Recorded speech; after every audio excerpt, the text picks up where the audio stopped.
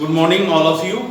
आज आप लोगों का मैं हार्दिक अभिनंदन करते हुए आज की जो कक्षा है 5वां और जो विषय है हिंदी व्याकरण यह लेकर आप सबों के सम्मुख खड़ा हूँ और इसका यह अध्याय नंबर 11 है और इसका नाम है अविकारी शब्द या अव्यय।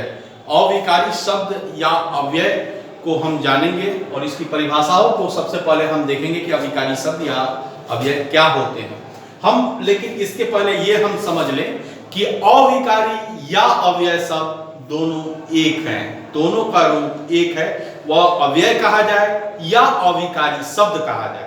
जैसे कि हम कहते हैं पर्यायवाची शब्द और समानार्थी शब्द, जैसे कि हम कहते हैं विलोम शब्द या विपरीतार्थक शब्द, वैसे ही यहाँ पर बात आती है अविकारी शब्द या अव्यय। दोनों की बात, दोनों की परिभाषा एक ही होती है क्योंकि वह एक ही है। तो यहाँ पर हम इसकी परिभाषाओं को देखेंगे और परिभाषाओं को देखते हुए हम समझते हैं कि अव्यय की परिभाषा यानी अविकारी या अव्यय शब्द वे होते हैं जो काल, लिंग, वचन परिवर्तित होने पर भी अपना रूप नहीं बदलते। यहाँ पर वहां काल के बारे में चर्चा आई कि अव्यय शब्द वे शब्द होते हैं जो काल से, लिंग से, वचन से परिवर्तित होने पर भी उनका रूप नहीं बदलता, वे कभी नहीं बदलते। इस रूप में यहाँ पर पेश किया कि जो काल, लिंग, वचन से परिवर्तित हो भी जाए तब भी उनका रूप नहीं बदलेगा। जैसे कि उदाहरण यहाँ पर दिया गया है, वाह तुम जीत गए। तो वाह यहाँ पर विस्मयादि बोधक चिन्ह का यहाँ पर प्रस्तुत किया गया है। विस्मयादि बोधक में होता है कि विस्मयादि बोधक का अपना एक चिन्ह होता है, एक निशान होता है। जैसे कि यहाँ दर्शाया गया है कि वाह तुम जीत गए, तो वाह विस्मयादि बोधक चिन्ह दिखाया गया है, आश्चर्यजनक कोई बात हुई है, और वहां पर देखा गया है तुम जीत गए। अगला में लिखा हुआ है मैं भी जाऊंगा, भी का यहाँ पर बात आई है, मैं भी, तो भी जो है यहाँ पर अव्यय को दर्शाया है जाऊंगा। तो इस रूप में हम इसके रूप को जानेंगे, परिभाषा किस रूप में प्रस्तुत किया जाता है। अगर हम अव्यय के प्रकार को देखेंगे तो अव्यय के 4 प्रकार होते हैं। हमने यहाँ तक अव्यय की परिभाषा देखी, अव्यय के उदाहरण देखे, अब अव्यय के प्रकार देखेंगे। तो अव्यय के 4 प्रकार होते हैं। अव्यय के पहला प्रकार में है क्रिया विशेषण, दूसरा है संबंध बोधक, तीसरा है समुच्चय बोधक या योजक, दोनों कहा जाता है समुच्चय बोधक या योजक, और चौथा है विस्मयादि बोधक। तो ये बातें आई है कि अव्यय के 4 प्रकार होते हैं। क्रिया विशेषण जो क्रिया की विशेषता बताता है वो क्रिया विशेषण।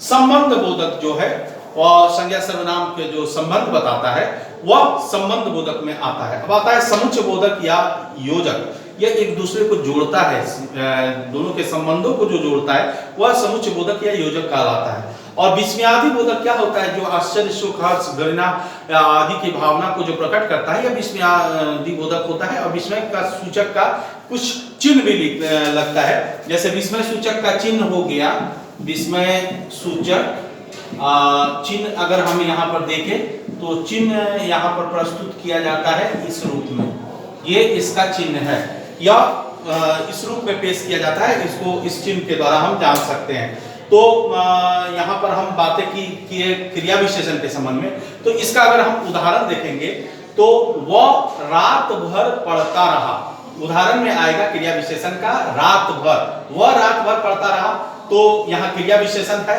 रात भर, यह इसकी क्रिया विशेषण को प्रस्तुत किया। अब है संबंध बोधक, तो संबंध के जो दर्शाए, जैसे पेड़ के नीचे बच्चे खेल रहे थे, अगर हम केवल लिखते पेड़ बच्चे खेल रहे थे तो कोई बात उसमें आती ही नहीं, उसका कोई संबंध झलकता ही नहीं। और अगर हम लिख रहे हैं पेड़ के नीचे बच्चे खेल रहे थे, स्पष्ट है के नीचे, वो उसके संबंध को दर्शा रहे हैं, यानी वह के नीचे के संबंध को दर्शा रहे हैं, तो यहाँ के नीचे इसके संबंध को संबंध बोधक में आए। अब अगर हम आते हैं समुच्चय बोधक या योजक पर, तो साक्षी और नेहा अच्छा गाती है, और जो यहाँ पर प्रस्तुत किया गया यह योजक या समुच्चय बोधक को प्रस्तुत किया गया। तो साक्षी और नेहा अच्छा गाती है, तो और जो है यहाँ जोड़ने का काम किया, तो यह समुच्चय बोधक या योजक में आया।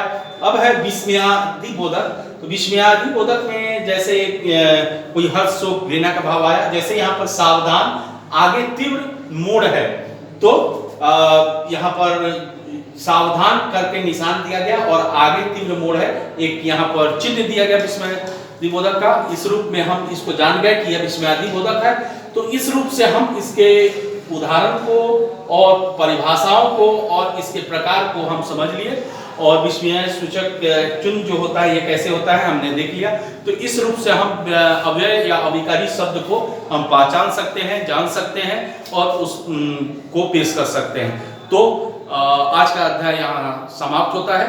आप लोग को पीडीएफ के माध्यम से जो भी आंसर क्वेश्चन भेजे जाते हैं, मुझे आशा है आप सभी बच्चे उसे कॉपी में अच्छी तरह से उतार रहे होंगे। आज के लिए बस इतना ही। आप सभी बच्चों का बहुत बहुत धन्यवाद।